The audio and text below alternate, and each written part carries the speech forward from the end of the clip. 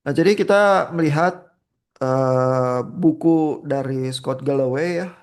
Scott Galloway-nya sekarang terkenal dan punya banyak podcast ya, termasuk podcast politik karena politik terkait juga dengan erat dengan ekonomi ya. Jadi kalau Bapak Ibu cari di YouTube misalnya Prof G gitu ya dengan cepat menemukan podcast-podcastnya Scott Galloway, dia analisis saham, analisis efek politik terhadap saham dan sebagainya ya. Buku yang Bapak Ibu baca ini salah satu buku klasik ya dari Scott Galloway, munculnya tahun 2017, judulnya The Four.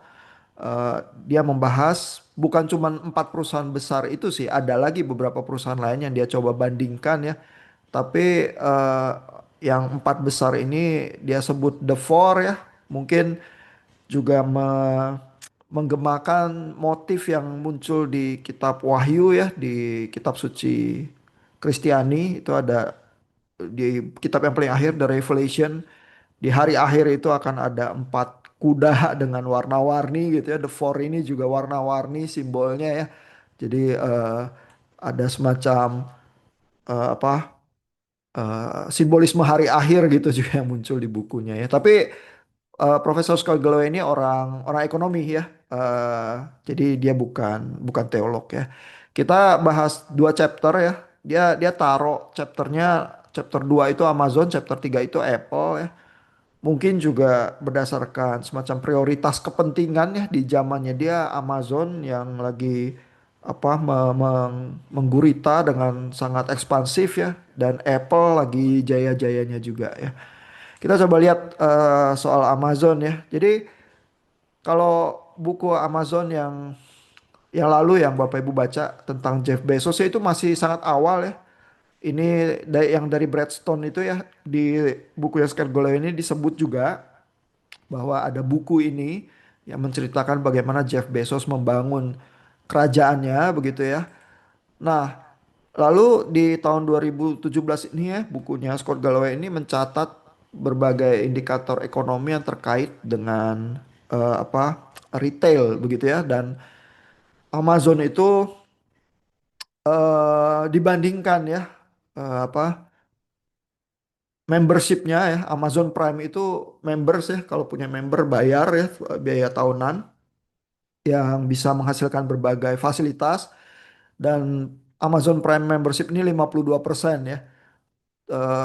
Menang sedikit dari orang yang pergi ke gereja kalau di Amerika ya padahal Amerika itu ya more or less dianggap negara Kristen paling tidak budayanya secara dominan muncul dari budaya Kristiani Barat begitu ya. Jadi kalau ada Amazon Prime membership lebih tinggi daripada orang yang ke gereja, berarti ini signifikan begitu ya. Terus yang punya telepon kabel malah jauh lebih sedikit, yang punya pestol, ini sebenarnya fakta yang agak mengerikan ya bahwa di Amerika itu kalau kita jalan kaki malam-malam bisa ketemu orang, orangnya punya pestol ya 44% yang punya pestol di Amerika. Jadi jalan kaki malam-malam sangat tidak dianjurkan kalau Bapak Ibu kapan-kapan ke Amerika ya. Terutama di kota-kota besar ya kayak New York City ini kotanya Scott Galloway gitu ya sangat sangat tidak aman sih. Bisa tahu-tahu ditodong senjata terus dirampok gitu ya. Nah, yang lebih tinggi dari Prime Amazon ini adalah yang orang yang ikut pemilu tahun 2016 ya 55%. Jadi ikut pemilu juga di sana susah ya. Karena orang merasa itu hak ya udah nggak usah pilih aja lah percuma politik atau apa gitu ya begitu politik itu agak genting ya atau secara ekonomi mungkin dianggap punya impact politik itu ya baru orang pada mau eh, apa datang ke kotak suara terus milih gitu ya. Tapi yang menang juara satu ini yang punya pohon Natal ya. Ini juga menunjukkan tradisinya sebenarnya tradisi Kristen sih gitu ya. Tapi orang nggak mau ke gereja aja ya karena mungkin eh, banyak juga yang nggak suka ya dengan organized religion yang kadang mungkin tampaknya punya berbagai penyakit juga ya. Munafik lah, judgmental lah dan sebagainya begitu ya. Nah, tapi faktanya seperti itu ya. Sehingga Amazon Prime itu cukup signifikan ya dan itu adalah at least di tahun 2017 ini penghasil semacam keuntungan yang cukup besar juga buat buat Amazon ya. Terus ini ada beberapa statistik lagi. Misalnya tahun 2006 sampai 2016 ya 10 tahun terakhir sejak sebelum buku ini terbit begitu ya. Ini dibandingkan misalnya pergerakan pertumbuhan saham Amazon dibandingkan semua retailers yang lainnya. Ini supermarket besar ini. Ya, ini Target ini sebesar Walmart ya, ini Circle K, JCPenney, Best Buy, Nordstrom gitu ya. Sears ini termasuk semacam supermarket mewah lah gitu ya. Ini Walmart di ujung ya, masih plus 2%, tapi artinya Amazon ini plusnya 1910%. Orang tanam saham ya karena berharap Amazon itu yang secara strategis memposisikan diri sebagai perusahaan teknologi nanti untuk besar ya. Jadi orang suntik dana semua ke sini. Sedangkan Walmart ini kan cuma supermarket ya, jadi tumbuhnya cuma 2%. Terus retailers besar yang lain, toko-toko apa supermarket mewah pada turun semua sahamnya. Ya jadi ini masif juga ya Amazon dibanding retailers yang lain ya. Jadi setelah lebih dari 10 tahun beroperasi ya, udah belasan tahun ini karena tahun 90-an ya, 97 kalau nggak salah Amazon itu ya tiba-tiba di tengah retailers udah mendominasi begitu ya, yang dipotret oleh Scott Galloway di sini angkanya menakjubkan gitu ya. Lalu di tahun 2017 saja ya perubahan angka saham itu ya yang plus cuman Amazon, semua yang lain JCPenney, Nordstrom, Dealers, Macy, Kmart ini minus-minus semua gitu ya. Jadi bisa dibilang Amazon adalah pembunuh supermarket di Amerika ya. Cuman Walmart kali yang masih tahan, yang lainnya langsung kebakaran begitu ya. Lalu ini juga seberapa pangsa pasar yang dikuasai Amazon bukan lagi untuk buku ya, melainkan untuk aparel ini pakaian ya sama aksesoris. Tadinya orang kalau beli pakaian dan aksesoris ke JCPenney atau Kmart atau Macy's gitu ya, yang supermarket mewah, lama-lama di Amazon ya. Eh, jadi saya sih pernah ya beli pakaian dari Amazon ya waktu itu tahun 2013, 2015 lah waktu saya di sana ya. Mereka langsung kirimnya dari China ya, jadi bajunya nggak bagus lah, bagusan baju yang ada di Mangga Dua kali atau Tanah Abang gitu ya.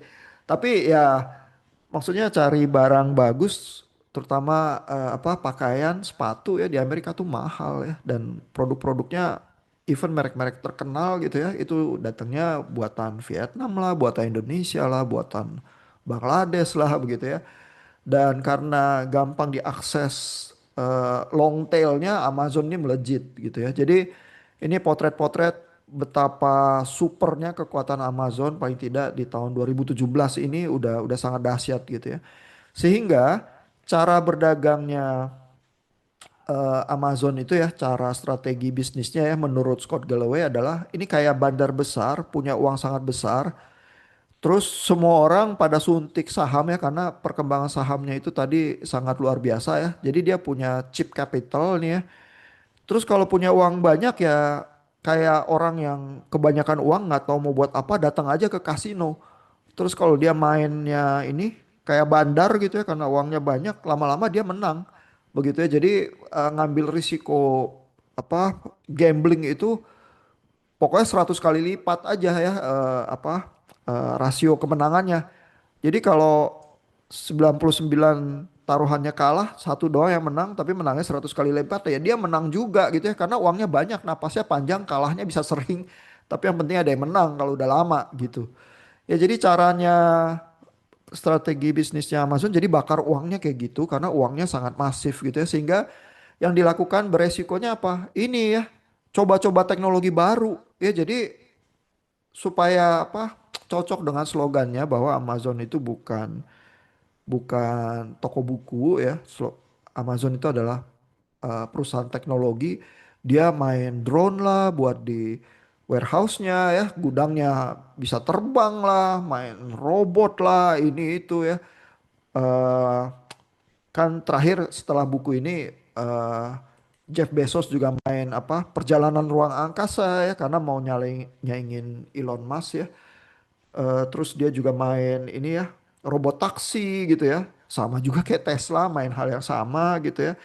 Jadi saking uangnya udah banyak, ya udah gambling aja semua teknologi termasuk AI ya. AI-nya mungkin yang paling masif dipakai adalah di gudang-gudangnya Amazon kali ya untuk menghitung performance pekerjaannya Amazon terus kali dengan cara demikian bisa memecat ya dengan sangat efisien dan efektif gitu ya. Perkara itu manusiawi atau secara etis sebenarnya punya dilema etika, mungkin buat perusahaan teknologi nggak terlalu jadi masalah ya karena yang lebih penting ada keuntungan, efisiensi, efektivitas ya. Jadi dunia kapitalisme kadang-kadang kejam ya. Tapi kalau semua masyarakat menerima kekejaman itu dan merasa bahwa ya udah hidup memang kejam, yang punya modal lebih baik modalnya ditanam dengan efektif karena memutar roda ekonomi ya, jangan bikin proyek rugi. Kalau yang nggak sanggup kerja ya cari kerja yang cocok ya. Kalau nggak bisa sanggup kompetitif gitu ya. Jadi kalau di Amerika itu selalu slogannya adalah it's a free country ya. Kalau kamu sial, miskin, nggak punya kerjaan itu salah kamu sendiri gitu ya. Slogan itu buat negara yang kayak kita bisa terdengar kejam ya, tapi itu efisiensi kapitalisme yang dianut ya menjadi semacam keyakinan politik di sana begitu ya. Kalau di kita kadang kita menyadari ada orang-orang yang lahir dengan privilege tertentu ya.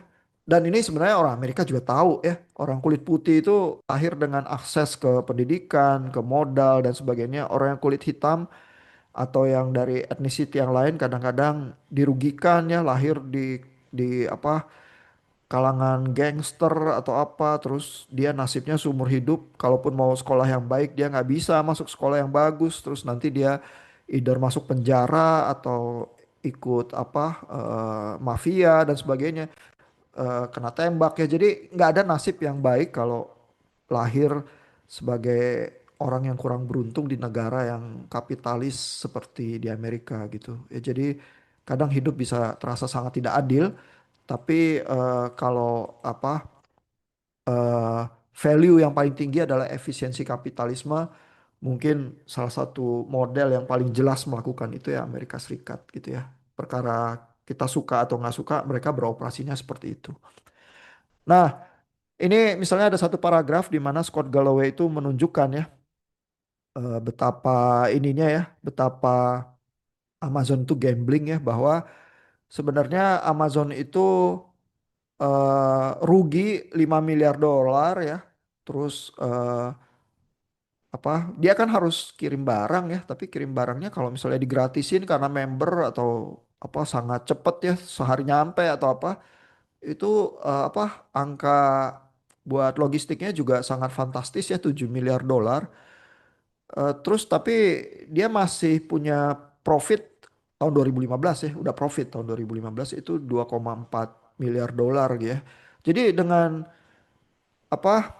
uang yang sebesar itu kalau dia gambling ya walaupun bakar uangnya gede-gedean terus bakar lagi juga buat gambling teknologi ya nggak apa-apa ya karena seolah-olah Amazon itu menyelam dengan tangki oksigen yang paling besar sedunia gitu. Sedangkan retailers yang lain nggak sanggup ya. Toko-toko supermarket besar, even Walmart juga kembang kempis ya nggak sanggup adu menyelam dengan Amazon ya. Amazon tahan napas aja gitu, berdarah-berdarah aja. Red Ocean aja nggak apa-apa sampai semerah-merahnya ya karena nanti semua saingannya mati tinggal dia hiu satu-satunya yang berkuasa di Red Ocean itu karena modal dia sangat besar plus kalau dia gambling teknologinya ada yang berhasil nanti dia juga yang meraup keuntungan sedangkan perusahaan yang lain yang uangnya terlalu kecil nggak sanggup ya eksperimentasi yang seperti dia semasif itu gitu. Ya, jadi itu yang buat Amazon besar mungkin itu juga yang membuat Scott Galloway naruh pembahasan tentang Amazon ini di chapter 1 begitu ya. Jadi ini ada catatan bahwa Amazon itu nggak untung sampai 7 tahun pertama. Tapi sebenarnya ya kalau kita kita lihat ya, kalau kita tanya di Google ya misalnya ya, supaya yang jawabnya Gemini ya, AI-nya Google. Ini ya kalau kita lihat sebentar.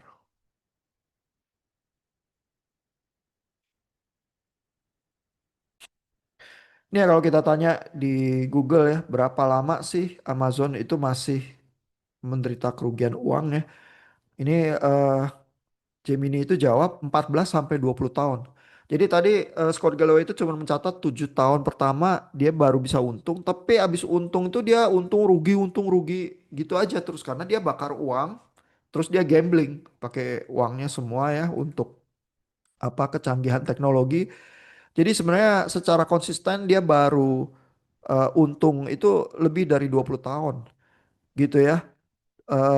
Terus kalau kalau kita tanya untungnya sebenarnya karena apa sih? Kenapa Amazon itu stop losing money gitu ya? Maka jawaban pertama adalah AWS. Ya, jadi ini salah satu gamblingnya yang berhasil besar ya Amazon Web Services itu jualan cloud jadi sebenarnya Amazon gitu ya.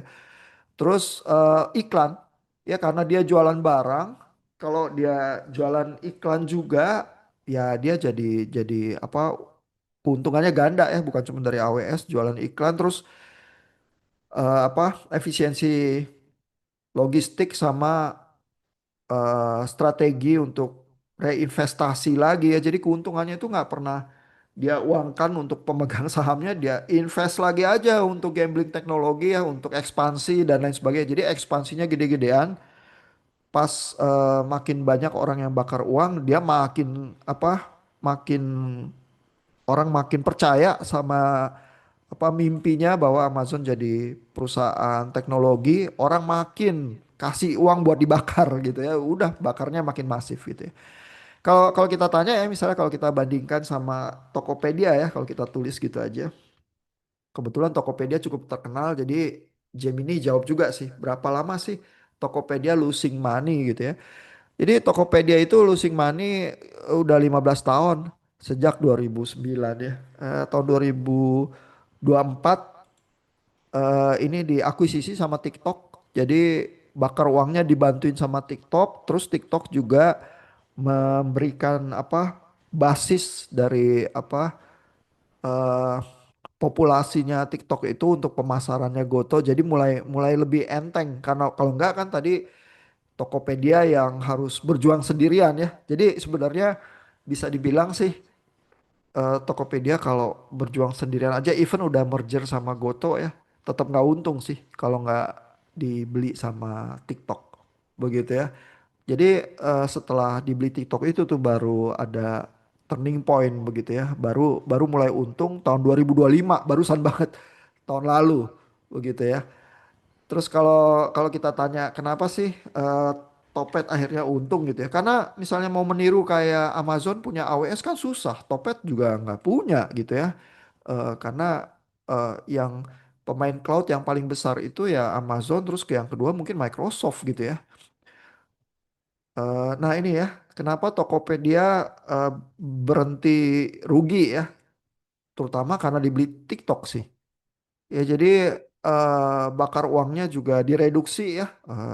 Apa PHK juga gitu ya. Terus efisiensi nggak ekspansi gila-gilaan bakar uang lagi begitu ya.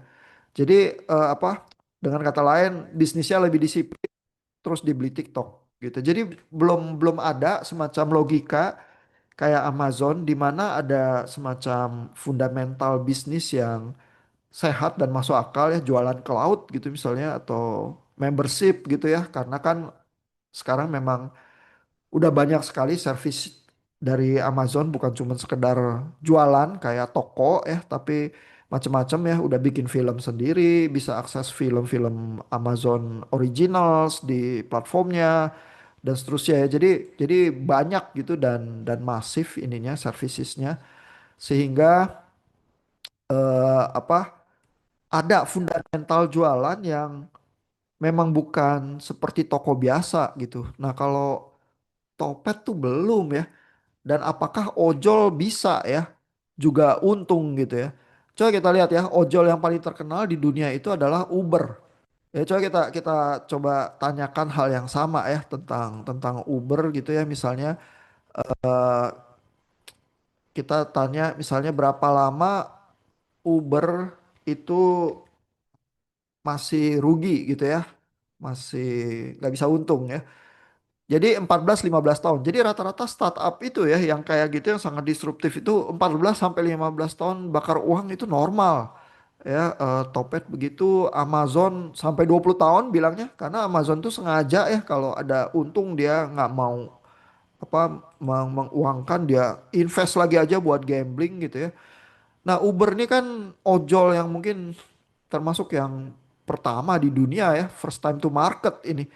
Ya, tapi sampai dia untungnya itu 2023 ya, 2024 udah lebih untung lagi ya. Tapi artinya ekspansinya harus gede-gedean ya sampai 14-15 tahun begitu udah sangat kuat, mungkin menghancurkan juga industri taksi atau apa yang di apa samudra yang sama gitu ya dengan apa main red ocean gila-gilaan begitu, sehingga baru dia mendominasi dan mungkin agak monopolistik juga ya di pasarnya itu ya. Jadi makan 14-15 tahun juga.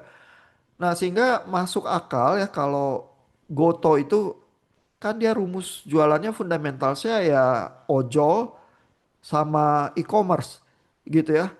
Dua-duanya at least nggak punya fundamentals yang sangat mudah untuk untung ya. Uber 14-15 tahun, Amazon 20 tahun, tapi Amazon untungnya bukan dari retailnya melainkan dari cloud sama dari membership gitu ya. Goto nggak punya yang semacam itu dan karena dibeli TikTok, karena TikTok jauh lebih masif, maka ini ya apa baru bisa punya napas gitu ya. Baru punya napas kita juga nggak tahu ya sustain keuntungannya bisa terus atau ntar juga kesulitan karena TikToknya mungkin di China juga ada persoalan ini ya bagaimana ekspansi lagi begitu ya karena ekonominya juga mungkin nggak mudah-mudah amat ya hari-hari terakhir ini di bawah tekanan juga gitu ya. Kita nanti bisa lihat ya seberapa mudah ya mereplikasi kisah keberhasilan kayak Amazon. Kalau menurut analisis yang seperti ini dari Scott Galloway sih tampaknya sulit ya. Dan Amazon tuh keluar dari dot com bubble tahun 2000-an ya, begitu banyak perusahaan itu mati, dia pemenangnya. Terus sampai 2017 ini dia raksasanya dan sekarang menikmati kejayaan itu yang buntutnya masih panjang ya sampai tahun 2026 ini gitu ya. Nah, tapi strategi dagangnya begitu tuh kalau Amazon ya. Eh Iya, Amazon tuh juga main AI ya. Jadi ada kalau di Amerika ada speaker yang ditaruh di rumah namanya Alexa, bisa diajak ngomong, bisa disuruh belanja dan lain sebagainya. Itu AI-nya Amazon ya. Di dalam skenario-skenario yang sangat apa misterius dibilang bahwa Amazon tuh punya paten terhadap berbagai AI yang ditanam di Alexa sehingga dia bisa menganalisis suara-suara yang ada di rumah, bisa dengar suara apa peralatan elektronik, suara air ngocor dan lain sebagainya sehingga basically rahasia setiap rumah itu diketahui oleh Alexa begitu ya. Nah, seberapa data itu dimanfaatkan untuk intelijen perusahaan, nggak tahu juga mungkin rahasia perusahaan juga gitu ya. Tapi Amazon itu menyusup ke semua rumah di Amerika Serikat dan apa mendominasi begitu ya industri itu ya. Sehingga mungkin kalau Scott Galloway tulis buku yang sama, Amazon tetap di chapter yang awal nih. Lalu even Google tuh terancam ya menurut Scott Galloway oleh Amazon di dalam hal bahwa orang mengira kalau searching itu di Google, sedangkan kalau mau belanja di Amazon. Tapi kan itu artinya ya, yang benar-benar terkonversi jadi uang itu kalau searchingnya di Amazon. Lalu ditambah Amazon jualan iklan juga. Jadi bukan cuma Google loh yang untung dari iklan, Amazon juga. Dan kalau orang niatnya belanja, dia searchingnya langsung ke Amazon. Gak lewat Google lagi, karena kalau lewat Google nanti munculnya ke Amazon juga. Gitu ya. Jadi sebenarnya siapa search engine yang lebih hebat, Amazon atau Google? Scott Galloway bilang jangan-jangan search engine yang menghasilkan uang secara langsung lebih banyak itu Amazon. Begitu ya, karena eh, apa Amazon itu 6 sampai 12% retailers itu dari tahun 2015-2016 searchingnya di Amazon begitu ya. Nah, jadi eh bayangkan ya kalau kita dikasih tahu toko retail akan mengancam perusahaan yang seperti Google, kita pasti kaget ya. Tapi bisnis itu se-unpredictable itu kalau terjadi disrupsi ya, terutama kalau teknologinya yang dieksperimentasi itu sangat disruptif. Terus persaingan itu munculnya dari samping ya. Harusnya perusahaan yang nggak sederajat atau nggak di samudra yang sama tiba-tiba menerobos ya seolah-olah ada lubang cacing ya di dalam universe Blue Ocean yang satu tembus ke Red Ocean yang lain, tahu-tahu raksasa di sebelah sana muncul di lautan sebelah sini terus jadi siap mencaplok incumbent yang lama gitu ya. Jadi persaingan dagang itu kalau ada teknologi disrupsi itu bisa bisa sangat unpredictable gitu. Ya. Nah itu chapter tentang Amazon. Dari Bapak Ibu ada pertanyaan nggak? Apakah menurut Bapak Ibu analisis Scott Galloway itu at least dari tahun 2017 itu masuk akal? Memang sih Bapak Ibu nggak secara langsung merasakan Amazon sih ya. Di Indonesia kita nggak punya ya Amazon.co.id ya. Di beberapa negara yang lain di Singapura ada, di Jerman ada, di UK kalau nggak salah juga ada ya. Jadi eh, ada yang punya lokal ini ya, eh, mungkin ada infrastruktur gudangnya dan lain sebagainya. Di Indonesia kebetulan nggak ada ya. Mungkin bagus juga ya supaya Topet ada nafas ya untuk hidup. Tapi apa Bapak Ibu bisa membayangkan kalau analisisnya Scott Galloway seperti itu ya memang walaupun Topet termasuk salah satu unicornnya awal di Indonesia, tapi perjuangannya dan strategi bisnisnya tidak mudah ya. Nanti kita lihat ya seberapa bertahan ya walaupun udah dibeli sama TikTok. Nasibnya gimana tahun ini ya? Apakah bisa untung lagi ya seperti tahun lalu atau timbul tenggelam ya seperti 20 tahun pertamanya Amazon ya. Cuman mungkin yang beda adalah Amazon tuh sengaja nggak mau untung gitu ya. Uangnya dibakar lagi ya dengan harapan ekspansinya menghasilkan gambling-gambling teknologi yang berhasil. Ada pertanyaan, komentar dari Bapak Ibu sebelum kita lanjut?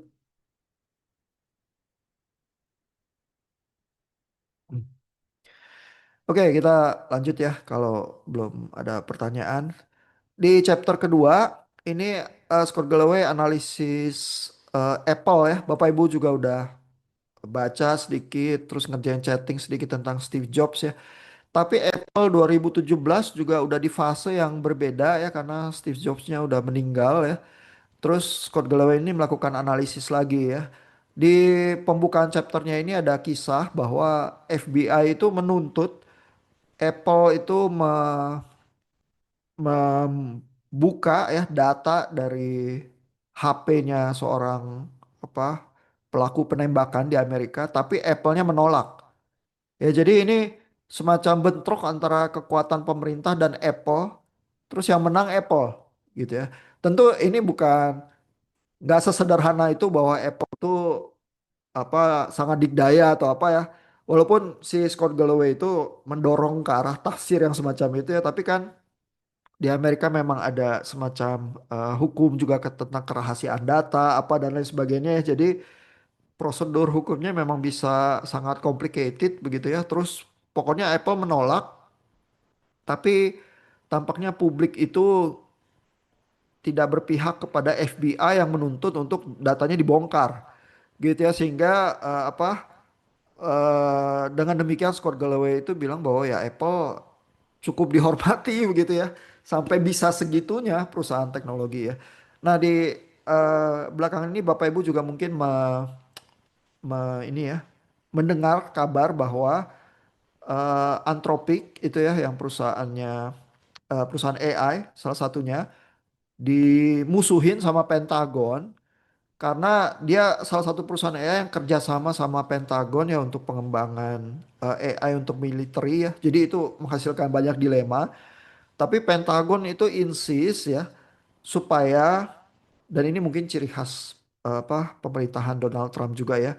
Tapi Pentagon tuh meminta pokoknya apapun mereka punya keleluasaan dan berhak ya menggunakan AI dengan kebebasan dari pemerintah. Nah si perusahaannya nggak mau ya alasan kalau CEO Anthropic itu saya pasang salah satu ininya ya salah satu apa podcastnya ya diwawancarai di salah satu kantor berita tertentu ya BBC kalau nggak salah saya pasang di gudang video tentang AI kalau Bapak Ibu mau lihat ya.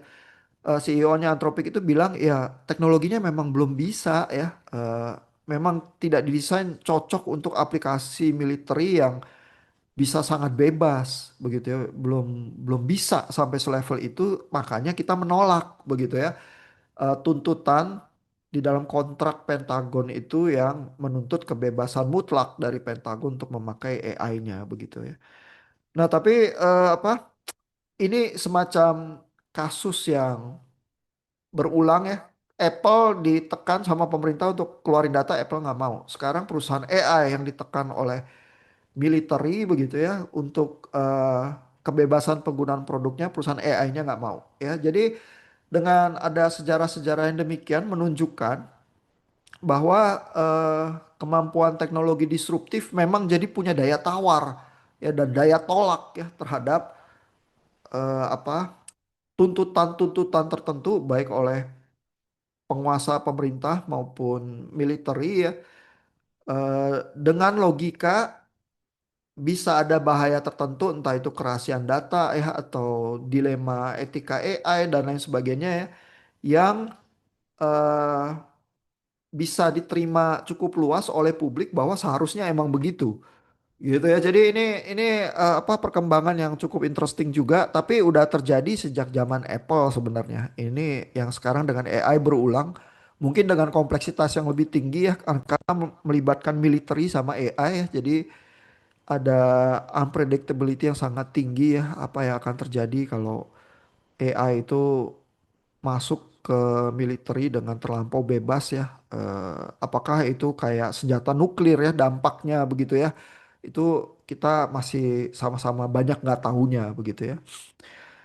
Nah, tapi apa di kasus Apple ini ya, Scott Galloway itu cuma ingin menunjukkan bahwa Apple tuh sebegitu eh, powerfulnya sehingga ada double standar tertentu ya bahwa FBI itu nggak bisa juga ya apa memaksa Apple untuk melakukan hal yang diinginkan oleh FBI begitu saja ya.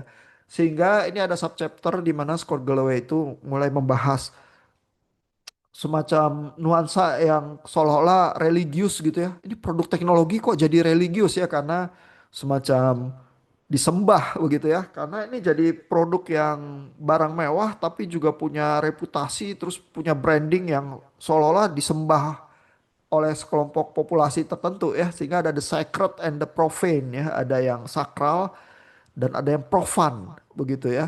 Ada barang yang komoditas sehari-hari tapi ada barang yang seolah-olah dengan branding dan kemewahannya itu jadi sakral gitu ya, jadi dekat ke Tuhan ya kalau pakai pakai Apple gitu misalnya. Jadi ini bahasa-bahasanya semacam itu tuh analisisnya Scott Galloway ya karena eh, itu juga semacam strategi bisnis yang ditempuh ya sejak Steve Jobs nggak ada, lalu perusahaan itu kan diambil alih oleh Tim Cook dan Tim Cook itu yang penting adalah keuntungan begitu ya dan caranya meraih keuntungan yang paling cepat bukan dengan akrobat inovasi kayak Steve Jobs ya. Kalau yang kayak Steve Jobs itu kan berbahaya ya karena Steve Jobs itu melanggar innovators dilemma, melanggar crossing the chasm, nggak takut mengkanibal diri sendiri kayak dia akrobat terus menerus gitu ya. Terus saking dia tajam sukses gitu ya. Tapi kan kalau akrobatis terus tahu-tahu mengkanibal diri sendiri ya mati kutu gitu ya. Itu apa akrobatis yang lebih berbahaya. Sedangkan tim Cook itu mungkin lebih CEO yang lebih tenang, yang penting ini perusahaan besar, yang penting tetap untung, yang penting stabil begitu ya. Dan pemegang saham semua senang, Wall Street senang gitu ya. Nah, jadi gaya gaya bisnis yang sama sekali berbeda ya, tapi tampaknya cocok untuk masa kininya Apple ya, tapi bukan masa lalunya lagi gitu ya. Ini itu tadi ya subchapter judulnya Closer to God. Karena Apple tuh jadi barang mewah ya. Kenapa Apple tuh jadi barang mewah? Karena ini ya ada pangsa pasarnya Apple nih di capture di gambar yang ini. Jadi tahun 2016 itu sebenarnya market share-nya Apple tuh sedikit 14,5% doang. Samsung yang nomor 2 20,8% ya. Karena Samsung mungkin lebih dekat ke langit juga begitu ya dibanding merek-merek China nih yang justru yang merajai pangsa pasar itu 64,7% merek-merek yang lain ya. Tapi yang gila adalah keuntungannya Apple 79%. Samsung 14,6%, sedangkan merek-merek yang merajai pasar ini keuntungannya cuma 6,4%. Ya jadi ini strategi bisnis yang sangat bertolak belakang. Artinya jualan barang mewah itu sedikit aja dan makin sedikit mungkin efek kelangkaan itu makin tinggi ya. Karena kalau semua orang pakai Apple, semua orang ke pasar pakai Apple ya Apple jadi komoditas biasa juga ya iPhone. Tapi kalau dari 20 orang di meja yang sama cuma satu yang pakai iPhone doang ya lainnya sisanya merek yang itu ya apa merek kebanyakan ya merek sejuta umat gitu misalnya ya ya yang taruh iPhone di meja itu yang nanti dilirik ya dengan dahaga oleh yang lain karena ada status simbol tertentu begitu ya karena ini lebih lebih dekat ke Tuhan nih dia pakai pakai iPhone begitu ya jadi logika bisnisnya si apa Apple menurut Scott Galloway paling tidak sejak tahun 2017 adalah ini ya, menjual barang mewah. Dan menjual barang mewah itu ada logika keuntungannya, yaitu logika scarcity ini ya, meta scarcity. Jadi meta scarcity itu maksudnya kelangkaannya dibuat-buat ya. Jadi sengaja jualnya nggak banyak. Makanya zaman dulu mungkin Apple itu mempublish berapa banyak eh, gadget yang dia jual, tapi lama-lama yang dia publish keuntungannya doang karena jumlah penjualannya kecil aja ya karena mau ada efek langkaan, tapi yang penting harganya mahal begitu ya, terus masih terus untung ya udah nggak peduli berapa banyak barang yang dijual gitu ya.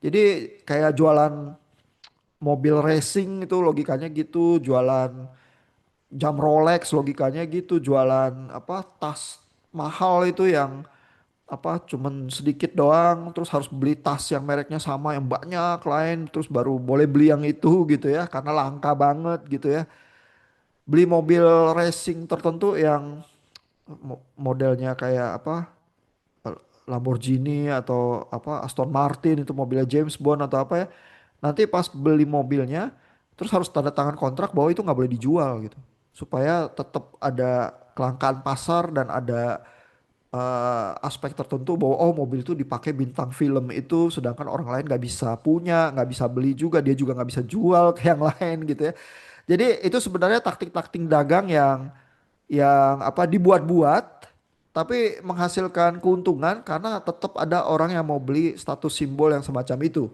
gitu ya. Jadi apa sebenarnya bisa agak dibilang analisisnya Scott Galloway itu cukup merendahkan Apple ya. Tapi kan dia memang profesor yang kritis ya, jadi dia melakukan analisis itu ya.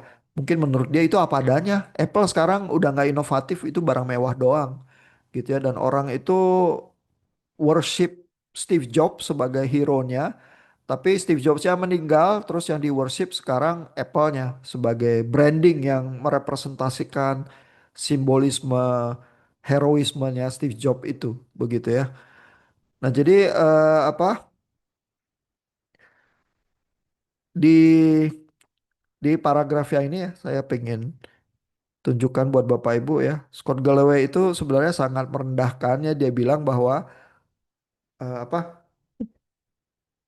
Sorry, merek Apple itu setelah si Steve Jobs meninggal itu bersinar makin terang dan apa? Bahkan Paus Fransiskus ya di Roma itu bilang bahwa eh, sedikit apa ilah-ilah yang lebih tidak sehat dibandingkan ilah uang ya, idolatry of money dan obsesi terhadap Steve Jobs begitu ya. Jadi sebenarnya dengan menilai demikian Scott Galloway itu bilang bahwa Apple itu udah jadi berhala ya dan berhala itu jadi laku karena banyak orang yang suka menyembah berhala itu begitu ya. Dan apa banyak analis ekonomi atau teknologi yang bilang bahwa Steve Jobs itu sudah membuat apa jejak di dunia ya di alam semesta di universe ya. Scott Galloway bilang, enggak, Steve Jobs itu meludahi dunia, bukan membuat jejak di dunia gitu ya. Karena orang-orang yang bangun tiap pagi menolong anak-anaknya untuk bisa ke sekolah, terus berusaha mendidik anak-anaknya dengan baik. Itulah mereka yang membuat jejak yang berdampak di dunia, bukan Steve Jobs. Steve Jobs itu meludahi dunia aja gitu. Ya jadi sebenarnya ada ketidaksukaan tersendiri ya dari Scott Galloway ini terhadap produk yang udah jadi seperti Apple zaman sekarang cuma menjual kemewahan tapi nggak menolong manusia menjadi lebih baik bahkan mungkin berfungsinya seperti berhala begitu ya. Nah, ada pertanyaan dari Bapak Ibu, apakah Bapak Ibu setuju ya dengan analisisnya Scott Galloway atau dia terlalu keras ya terhadap Steve Jobs padahal Steve Jobs itu hero-nya Bapak Ibu juga. Gimana pendapat Bapak Ibu? Ada komentar, pertanyaan, silakan. Malam, Pak. Iya, Saya mau nanya, Pak. iya Bu. Kalau misalkan kan untuk zaman sekarang ya rata-rata iPhone itu udah dipakai semua kalangan ya, udah banyak banget yang pakai. Terus kalau misalkan rata-rata dari semua orang itu pakai iPhone, apa dia nantinya masih dicap barang mewah, Pak? Apa gimana, Pak?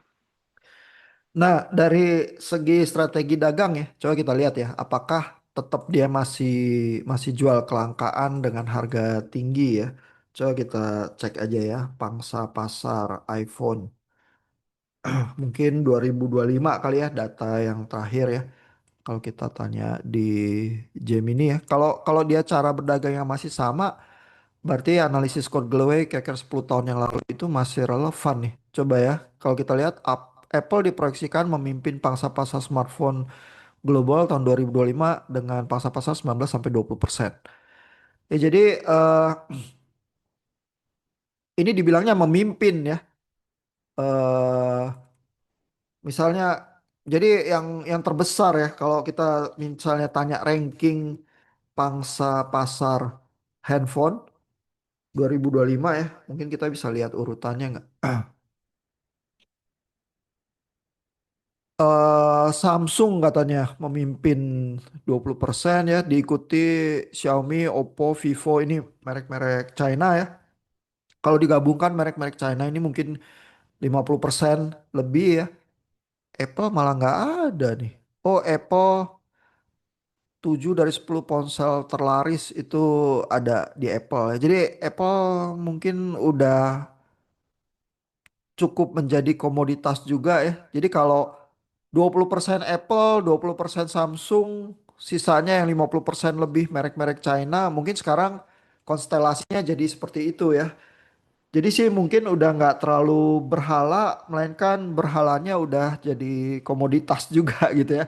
Jadi kalau kalau katakanlah eh, ini udah ada pergeseran lagi ya dari 9 tahun setelah bukunya Scott Galloway itu dan Apple udah bergeser lebih jadi komoditi ya, maka eh berarti Apple tuh butuh semacam visioner yang baru lagi tuh. Karena kalau enggak lama-lama kalau dia jadi komoditi ya dia bersaingnya paling tidak sama Samsung ya. Karena Samsung itu urutan kedua atau bahkan pertama kadang-kadang kalau dia nyalip ya. Lalu merek-merek China itu banyak ya. Jadi kalau dia nggak inovasi dia benar-benar tenggelam di red ocean itu begitu aja tuh. Jadi tahun 2017 itu dia di Red Ocean jadi hiu paling besarnya ya katakanlah gitu karena dia barang mewah. Tapi mungkin setelah pandemi jualan barang sekedar jadi barang mewah aja mungkin susah juga ya. Jadi akhirnya sekarang konstelasi kita kayak gitu ya. Pertanyaannya Bu Rahma, apakah Apple berubah? Mungkin ada perubahan sih. Tapi perubahan itu eh, masih terus berlangsung ya. Jadi kita harus lihat lagi. Tapi mungkin memang ada pergeseran ya dari sejak zaman Scott Galloway waktu itu. Thank you, Pak. Ya, ada pertanyaan lagi, komentar dari Bapak Ibu yang lain?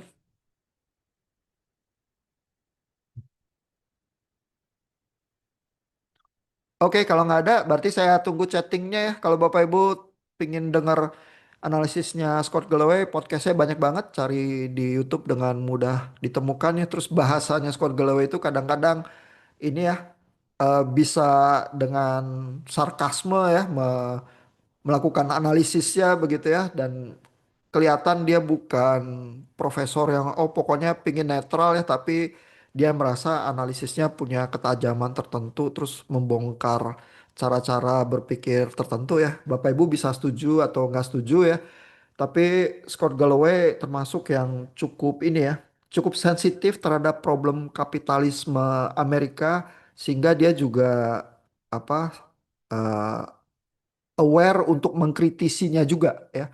Walaupun dia sebenarnya golongan elitnya lah ya, profesor di New York University, tapi dia mengkritisi juga bahwa kok ekonomi Amerika itu menjadi wajahnya seperti itu gitu. Ya jadi analisis-analisisnya kadang-kadang menarik jadinya untuk diikuti ya. Thank you Bapak Ibu untuk perhatiannya. Selamat berpikir ngerjain chatting. Nanti kalau ada klaim-klaim yang menarik nanti saya umumkan di grup terus nanti kita coba pertarungkan ya untuk terakhir kalinya atau kedua terakhir nanti kita lihatlah ketersediaan waktu kita seberapa banyak ya. Thank you, selamat malam, take care, selamat istirahat.